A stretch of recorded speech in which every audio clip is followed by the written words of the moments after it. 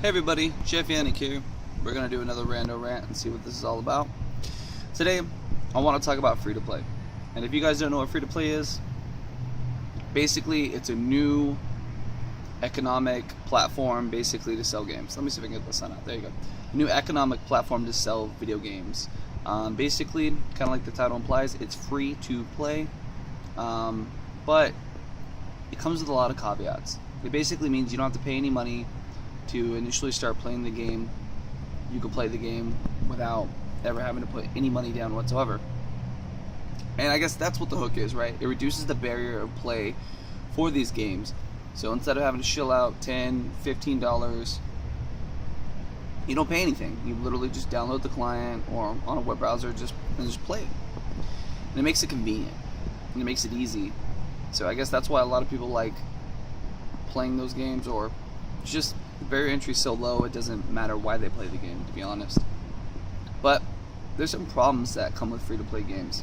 Because I know if you don't play video games already and you don't know how it works, you're probably telling me, Jeff, like, hey, that sounds like a great model. All games should be free-to-play. But there are some downsides. So there's different models of free-to-play, and the reason why it's becoming so popular is because they figure out psychological ways of getting you hooked into games. So, to keep this kind of quick and short, Zynga or Farmville on Facebook was probably one of the best reasons of like free-to-play game. You didn't pay for it; it was a free game. You could pay for advancements or encroachments, and there was timers on it. So that's probably the most egregious or popular way of doing free-to-play. Oh, you could do this much games. Oh, and then there's gonna be a cooldown timer where we wait a certain amount of time before you can do something again. Then, at that point, once the cooldown timer's off, you can come back and play again. And we'll put alert on your cell phone, and we'll let you know basically how often you can play and play again and play again.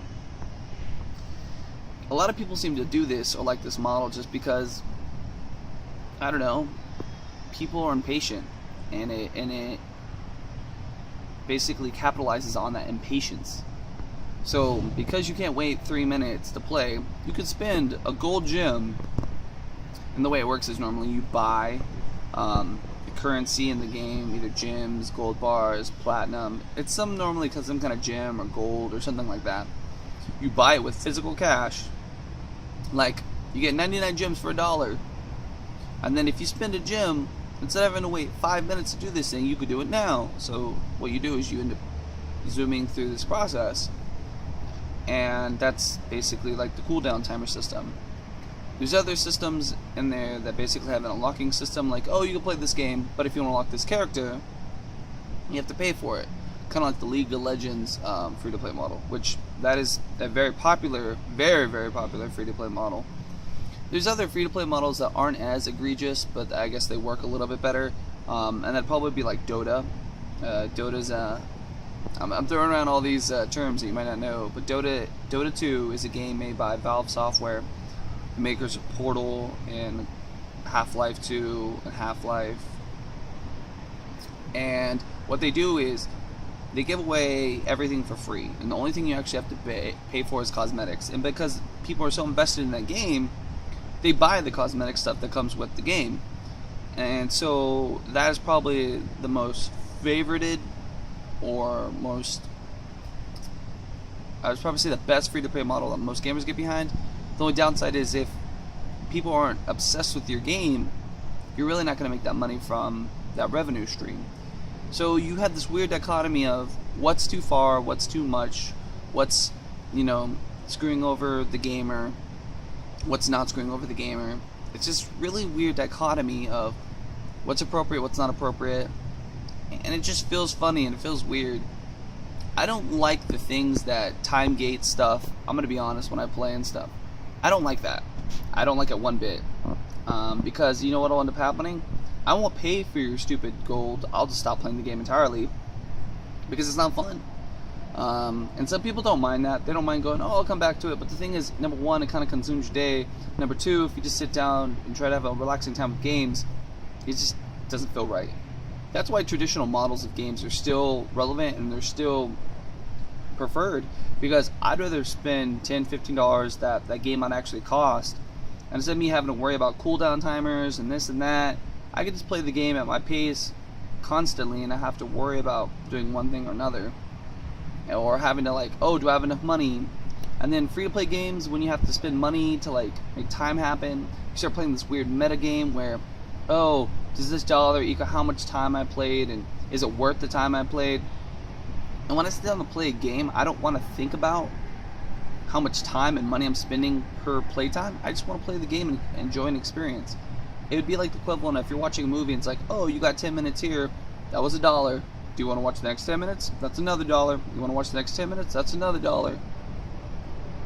And you know, that's actually pretty accurate. And some people say, well, Jeff, if you had that up, an average movie's about 90 minutes, that'd be, I don't know, $9. Some movies are 3 hours.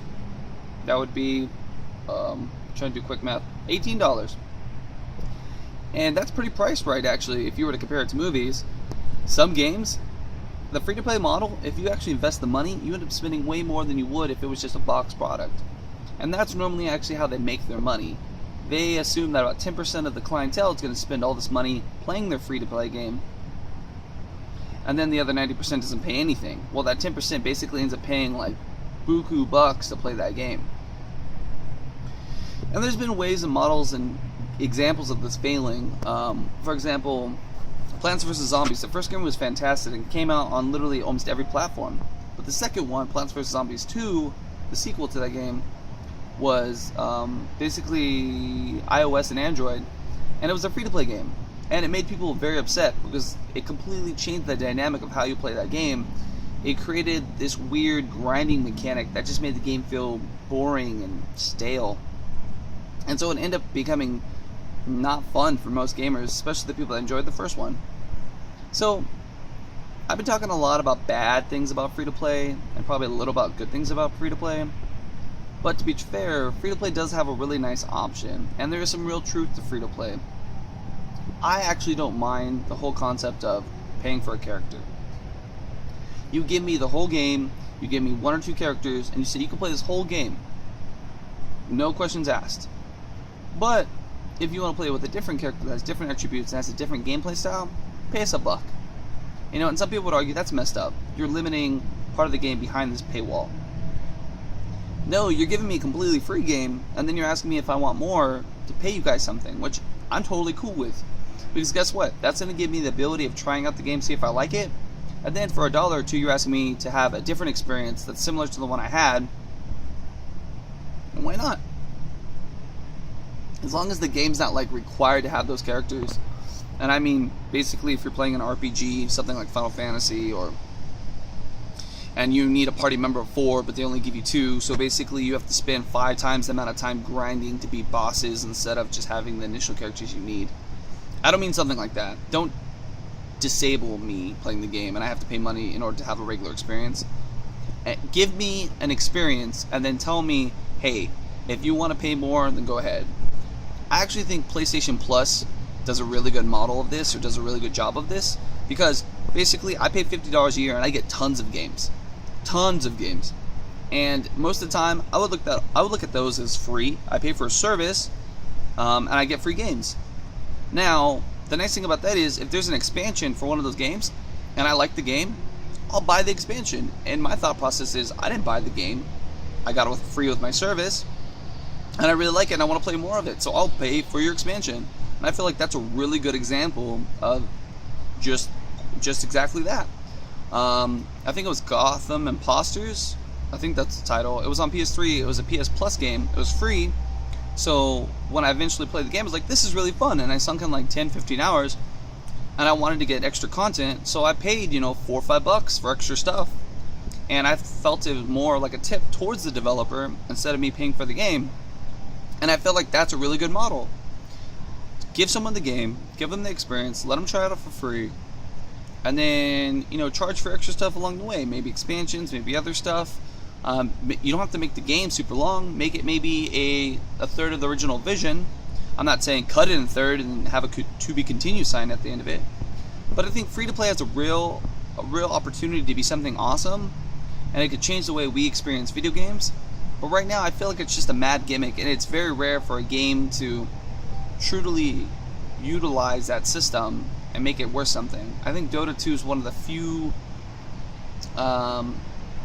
games that does it right, and then there's another Valve game. Team Fortress 2 also does a pretty good job. Again, both Valve titles.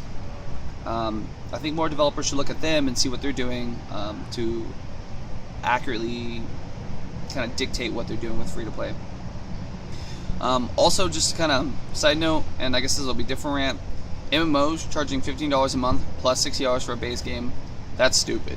That's old game design. That's stupid. Whoever's paying that, you're a cog in the system, my friend. You are paying for something that's ridiculous. That is so far from free-to-play that it's stupid. It's like free-to-play in most cases is bad in the like have no money area, and then MMOs where you pay a base game of $60 and $15 a month. That's in the other end of the spectrum of just paying ridiculous amounts for game that they don't put enough content behind. But like I said, that'll be a different rant for a different day. Alright guys, thanks for listening. If you want, follow me on Twitter or the social networks. I'm Yanick, Yanick, on almost every single social network if you want to follow me there. And I look forward to you guys, listening to some more rants. And if you guys have any comments or feedback about what I have to say, post in the comments below. Retweet this and tweet me back, or make an Instagram comment. Alright guys, catch you later. Bye.